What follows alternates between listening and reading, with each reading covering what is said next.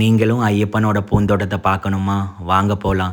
எனக்கு சரணம் சொல்லி சொல்லி எனக்கு வயசே மாறிருச்சு. கட்டெல்லாம் எடுத்துட்டு கிளம்பிட்டோம். எங்கள வழி அனுப்புறக்கு ஒரு ஊரே வந்திருந்துச்சு. அவ்வளோ சந்தோஷமா இருந்துச்சு. நாங்க காந்தமலையில கால் வச்சோனே, எப்படா இனி திருப்பி திருப்பி வருவோன்னு மட்டும் தான் என் மனசுக்குள்ள இருந்துச்சு. பம்பா பஸ் புடிச்சு நாங்க எல்லா சாமியும் கிளம்பிட்டோம். பம்பா வாசம் நெனச்சோனே எனக்கு அவ்வளோ சந்தோஷம். பம்பையில கால் வச்சோனே அந்த பனி மூட்டம், அந்த சரண கோஷம், ஐயப்பமார்கள் அவ்வளோ ஒரு ஆனந்தம் என் மனசுக்குள்ள. எல்லா கட்டுக்கும் நல்லபடியாக பூஜை பண்ணிட்டு சபரி ஐயப்பனை நோக்கி நடக்க ஆரம்பிச்சிட்டோம்.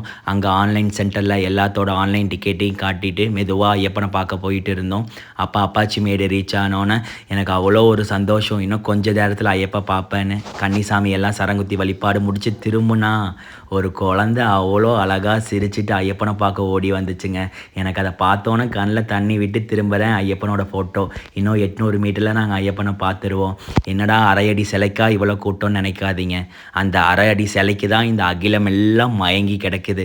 அவ்வளோ கண்ணீரோட கால் எடுத்து என் ஐயப்பன் பூந்தோட்டத்தில் வச்சோன்னே எனக்கு வார்த்தை இல்லை. கண்ணில் வெறும் தண்ணி மட்டும்தான் இருந்துச்சு.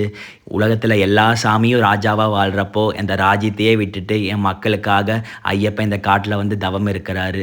நீங்கள் அவரை நம்பி அந்த 18 படியில் கால் வச்சு ஏறி ஐயப்பா அப்படின்னு கை ஏந்திட்டீங்கன்னா இந்த லோகத்தில் யாருக்கிட்டேயுமே அவர் உங்களை கையேந்த விட மாட்டார்.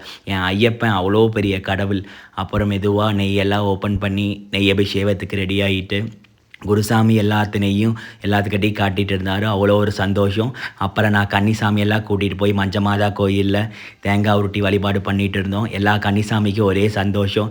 கடைசியாக அந்த தேங்காய் உடச்ச நெய் தேங்காவெல்லாம் அக்னியில் போட்டு இந்த அழியிற உடம்புக்கு எதுக்கு இவ்வளோ ஆசை, அந்த ஆன்மாவான நெய்யை இறைவன்கிட்ட கொடுத்துட்டு நானும் அந்த ஐயப்பனோட மயக்கத்தில் இனி எப்படா வருவேன் அப்படின்னு கண்ணில் தண்ணி விட்டுட்டே கீழே வந்துட்டு இருந்தேன். சரணம் ஐயப்பா.